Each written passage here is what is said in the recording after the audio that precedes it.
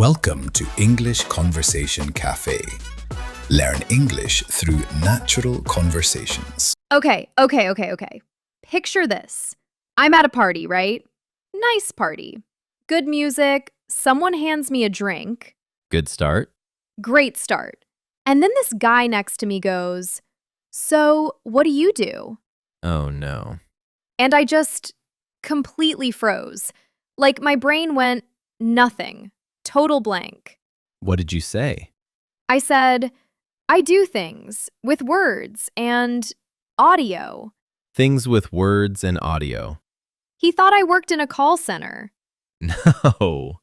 He kept nodding like, "Oh, customer service, tough job, hang in there."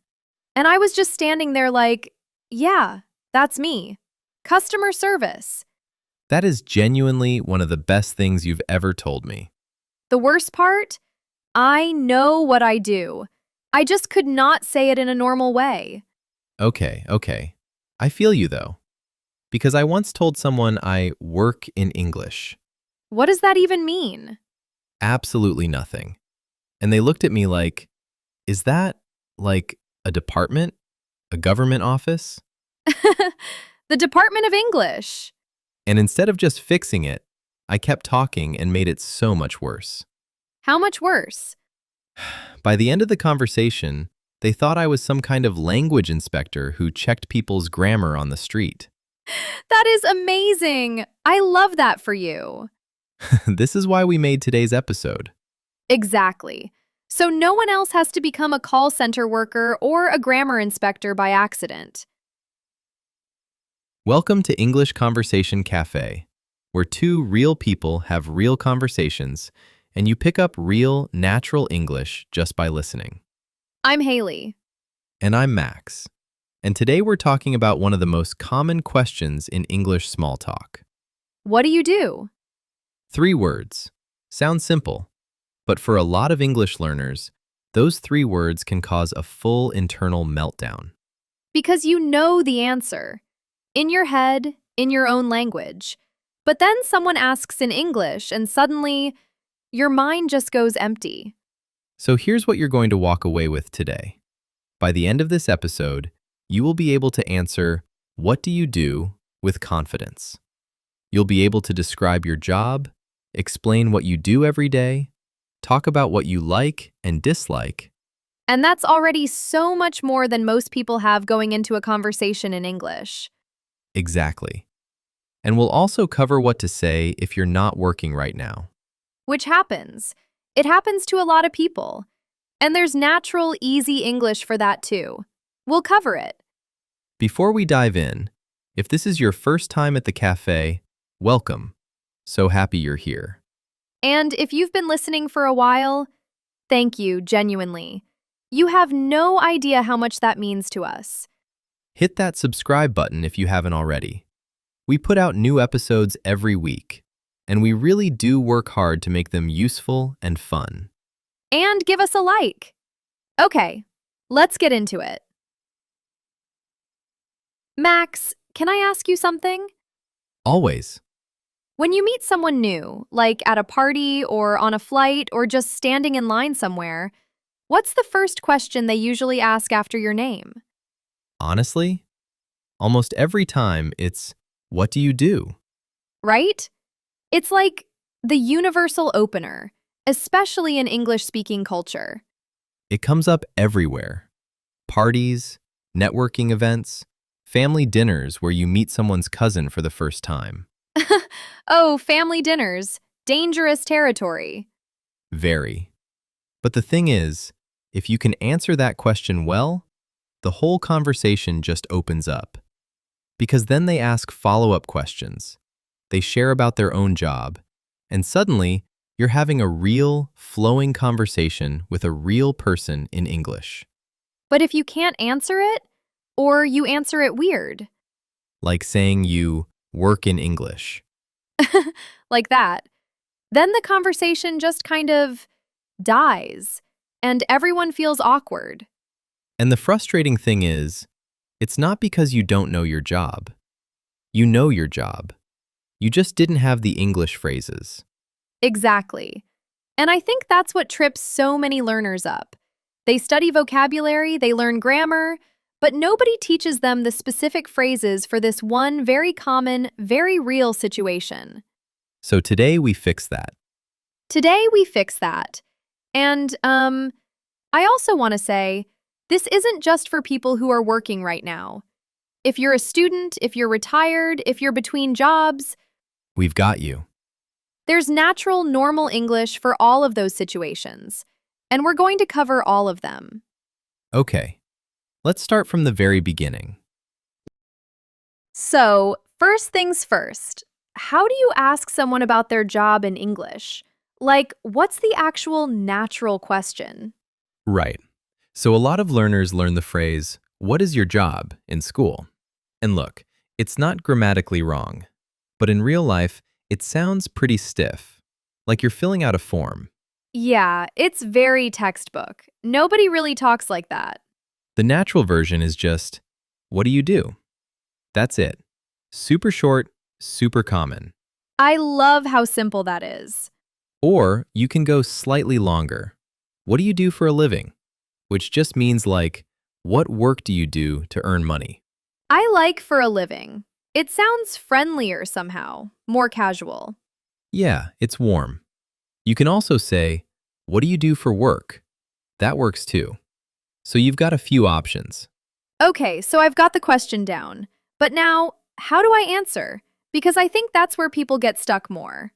Yes, and this is where it gets a little interesting, because in English, there are a few different ways to answer, and they each say something slightly different. Okay, walk me through it. So let's say someone is a nurse. They could say, "I work as a nurse." I work as a nurse. Okay, that's the job title. Exactly. Work as is for your title, what you are. I work as a teacher. I work as a graphic designer. I work as an accountant. So it's work as and then the name of your job. Right. Now, different one. I work for a hospital. Work for. That's the company or the organization. Yes. Work for is about your employer, who pays you. I work for Google. I work for a small family business. Or, and this is a nice one, I work for myself. Oh, I work for myself. That means you're your own boss, right?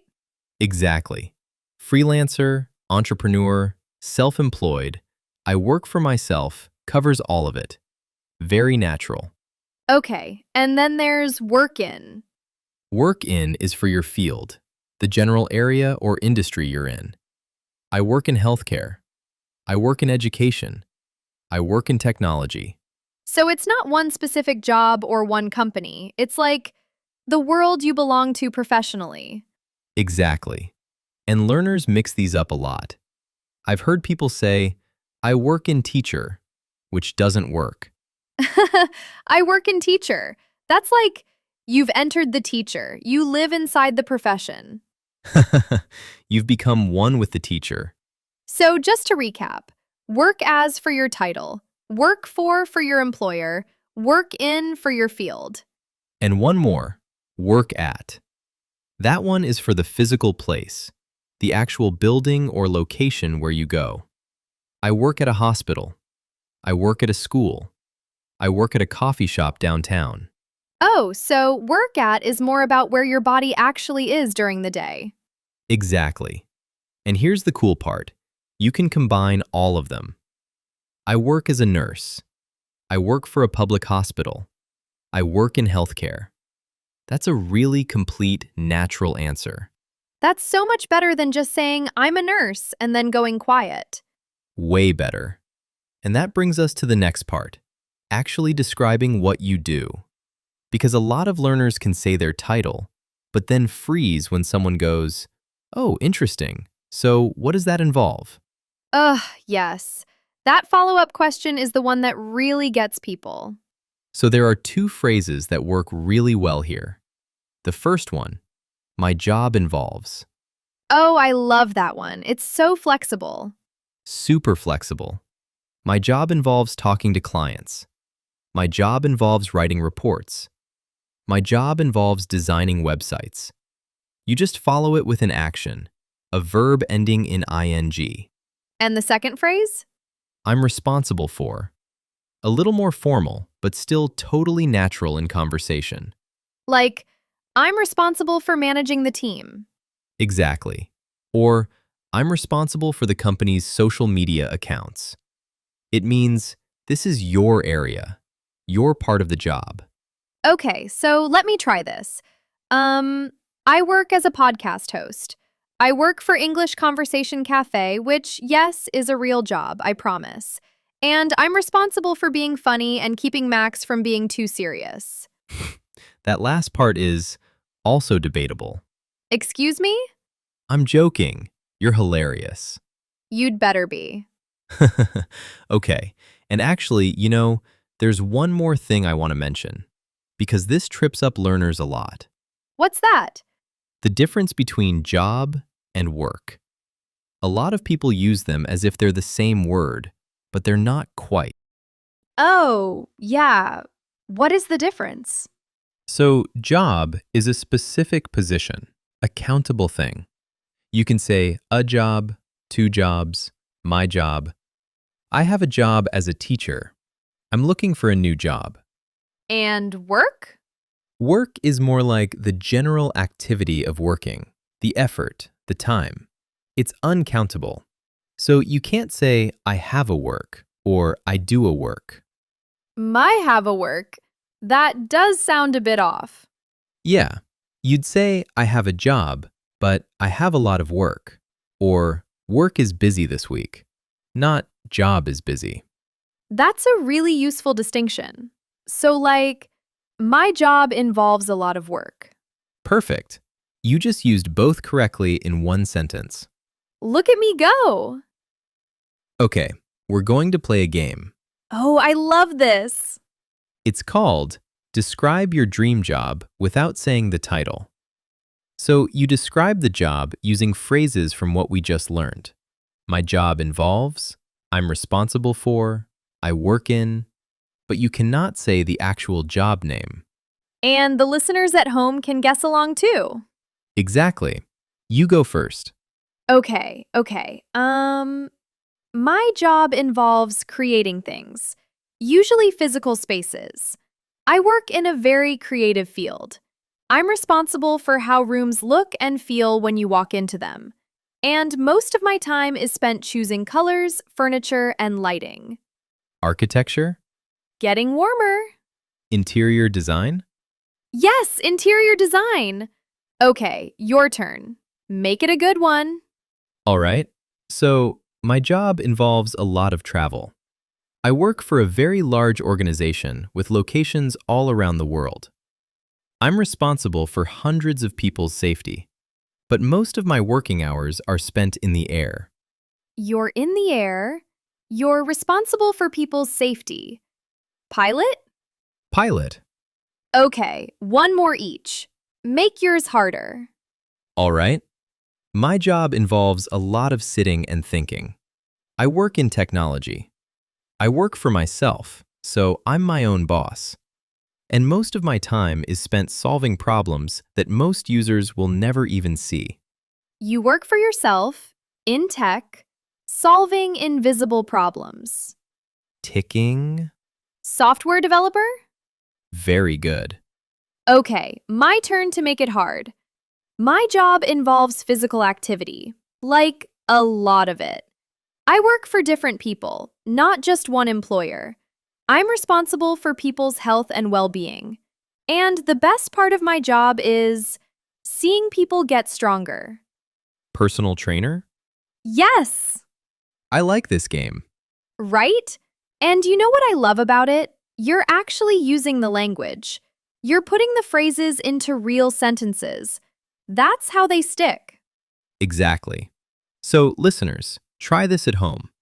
Think about your job or your dream job and try to describe it using my job involves and I'm responsible for. You might surprise yourself with how much English you already have. Okay, so now you can say what you do and you can describe it. But there's another layer. How do you talk about how you feel about your job? Oh, this one is important. Because English learners often go straight to, I love my job or I hate my job. And that's fine. But real conversation is usually more nuanced than that. Right. Native speakers use what we call softeners, little phrases that make things sound more balanced and honest. So instead of just saying, my job is stressful, which sounds a bit blunt, You'd say, it can be a bit stressful sometimes. See how that's softer? much softer. It's honest, but it doesn't sound like a complaint. And you can follow it with the positive part. It can be a bit stressful sometimes, but what I enjoy most is the people I work with. I love that structure. Like, honest about the hard part, but you balance it. Very natural. And for the positive side, there's a great phrase. The best part of my job is... Oh, that one's so good. The best part of my job is the creative freedom. The best part of my job is flexible hours. The best part of my job is working from home in my pajamas. a legitimate best part. Highly underrated. Okay, Max, genuinely, what's the best part of your job? Honestly, the best part of my job is the messages we get from listeners who say their English improved. Like someone who was scared to speak 6 months ago, and now they're having conversations at work or traveling somewhere new. That never gets old for me. That's really lovely. What about you? The best part of my job is that no 2 days are the same.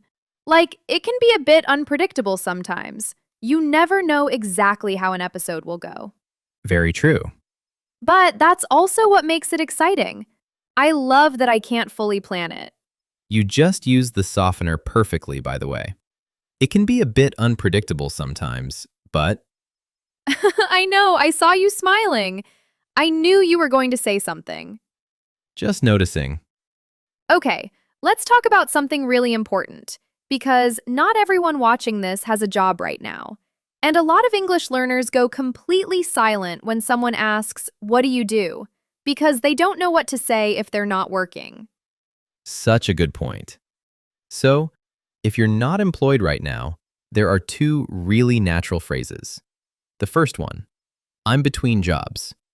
It's a polite, common way to say you're not working at the moment. I like between jobs. It sounds temporary, like you're in transit from one thing to the next. Exactly.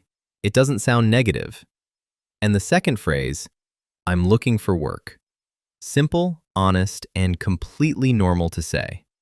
Both of those are really easy to use, and you can combine them. I'm between jobs at the moment, actually. I'm looking for work in marketing. Totally fine. What about students? I'm a student works great. Or you can say what you study. I'm studying engineering. I'm studying business. I'm studying medicine. And retired people? I'm retired. And if they ask what you used to do, that's where a really useful phrase comes in. I used to work as. So, I'm retired. I used to work as a teacher for 30 years. I used to work as. That phrase is so handy because people change careers all the time. All the time. I used to work in finance, but now I work in education. I used to work for a big company, but now I work for myself. And that kind of answer is actually really interesting to people. Like, it invites a follow-up question naturally. Exactly. Oh, wow, why the change? And suddenly you've got a whole conversation going. Which brings us to follow-up questions. Because in English, being able to keep a job conversation going is just as important as starting it. If someone tells you what they do, and you want to keep the conversation alive, there are a few really good responses. What's that like? Super open, super simple. Yeah, what's that like is great because it lets them talk about how the job feels, not just what it is. How long have you been doing that? Also great. Shows genuine interest. Do you enjoy it? Another good one. Warm, personal. And here's one I really like for when someone describes something you don't know much about. That sounds interesting. What does it involve exactly? Oh, yeah, that one is really useful.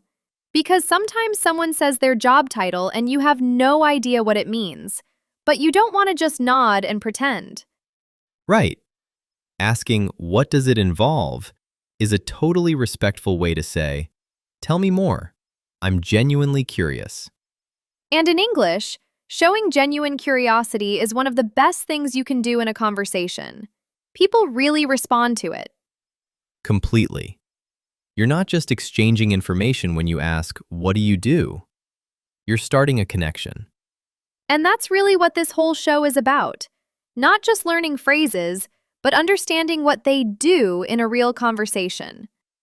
Beautifully said. I have my moments. Okay, we have a question for you. Yes. This is our favorite part because we genuinely want to hear from you. Here it is. In the comments, tell us, what do you do for a living? Or if you're a student or between jobs, tell us your dream job. And try to use some of the phrases from today. I work as a... My job involves... The best part of my job is... Whatever feels right. Writing it in English is actually great practice, even just 1 or 2 sentences. And we really do read the comments. So please, let us know. We're genuinely curious about your lives. Okay, it is time for the Cafe Rewind. This is the part where we go back through the most useful expressions from today's conversation and make sure they're locked in. 8 expressions. Nice and clear. Let's go. Expression number 1. What do you do? Or, what do you do for a living? This is the natural, everyday way to ask someone about their job in English. Not, what is your job? That sounds textbook. In real conversation, the question is, what do you do? Example. Hey, we haven't met before. What do you do for a living? Repeat after Haley. What do you do for a living? Expression number 2. I work as a blank. Use this one to say your job title, to say what you are. I work as a teacher. I work as a nurse. I work as a software developer. The structure is work as plus your title. Not I work in teacher. Not I work teacher. It's I work as a teacher. Example. I work as a graphic designer for a small creative agency. Now you try. Repeat. I work as a blank. Fill in your own job. Expression number 3. And this one is actually a group of 3. A triple feature. Yes. I work for, I work in, I work at. Work for is your employer, who pays you. I work for Google. I work for a small startup. I work for myself. Work in is your field or industry. I work in healthcare. I work in finance. I work in education. Work at is the physical place, the building or location. I work at a coffee shop. I work at a school downtown. And here's a full example combining all 3. I work for a tech company. I work in software. I work at their main office in the city. Repeat each one. I work for blank. I work in blank. I work at blank. Expression number 4. My job involves blank. This is how you describe what you actually do at work, your tasks, your activities. Always follow it with a verb ending in ing. My job involves talking to clients. My job involves managing a team. My job involves creating content. Example. My job involves planning lessons and helping students practice their speaking skills. Repeat. My job involves blank. Expression number 5. I'm responsible for blank. A little more formal, but still very natural in conversation. It means, this is your area, your part of the job. I'm responsible for the social media accounts. I'm responsible for training new staff. I'm responsible for customer complaints. Although, maybe not that last one. Maybe not. Example. I'm responsible for managing our team's schedule and making sure projects are delivered on time. Repeat. I'm responsible for blank. Expression number 6. The best part of my job is blank. Use this to share what you love most about your work. It's personal, it's warm, and it always keeps the conversation moving. The best part of my job is the creative freedom. The best part of my job is working from home. The best part of my job is meeting new people every day. Example. The best part of my job is seeing my students grow. It's honestly really rewarding. Repeat. The best part of my job is blank. Expression number 7. It can be a bit blank sometimes. This is what we call a softener. It makes your English sound more natural, more balanced, and more honest. Instead of, my job is stressful, which sounds like a complaint, you say, it can be a bit stressful sometimes. Softer, more real. It can be a bit repetitive sometimes. It can be a bit overwhelming sometimes. It can be a bit unpredictable sometimes, but that's also what I love about it. Example. It can be a bit exhausting sometimes, but the best part of my job is the people I work with. Repeat. It can be a bit blank sometimes. And expression number 8. I'm between jobs, or I'm looking for work. These are for when you're not currently employed and you want to say it in a natural, polite way. I'm between jobs at the moment sounds calm and temporary. Not embarrassing at all, just a normal life situation. I'm looking for work is simple and clear. You can also combine them. I'm between jobs at the moment, but I'm looking for work in marketing. Example. I'm between jobs right now, actually. I used to work as a project manager, but I'm looking for something new. Repeat. I'm between jobs. Or, I'm looking for work. And that is episode 29 of English Conversation Café. We really hope this one was useful. Because what do you do is one of those questions that follows you everywhere in English. Parties, flights, first dates, family gatherings.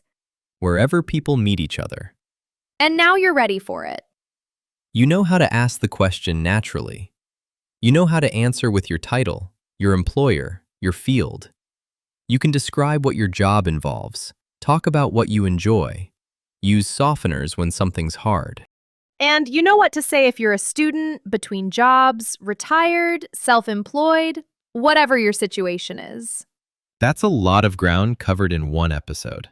It really is. So the next time someone asks you, what do you do for a living? No more freezing. No more, I do things with words and audio. She learned so much today. I really did. Future me at that party would have absolutely nailed it. You know, one of the things I love about this topic is that talking about your work is one of the most personal things you can share with someone. It's not just information. It's a little piece of your life. Yeah, it's how you spend your days, what you care about, what you're building. So being able to share that in English, that's genuinely powerful. And that's why we do this, to give you the language for moments like that. If you enjoyed today's episode, please subscribe. It genuinely helps us reach more learners, and it means the world to us. And don't forget to leave a comment. Tell us what you do for a living, or what your dream job is. In English. We will read them. We will read every single one. Thank you so much for being here. Keep listening, keep practicing. And remember, every episode you finish is one step closer to the English you want. See you next week at the cafe. Bye, everyone. Thank you for listening. We hope today's conversation helped you understand real English better. Subscribe and join us for the next episode.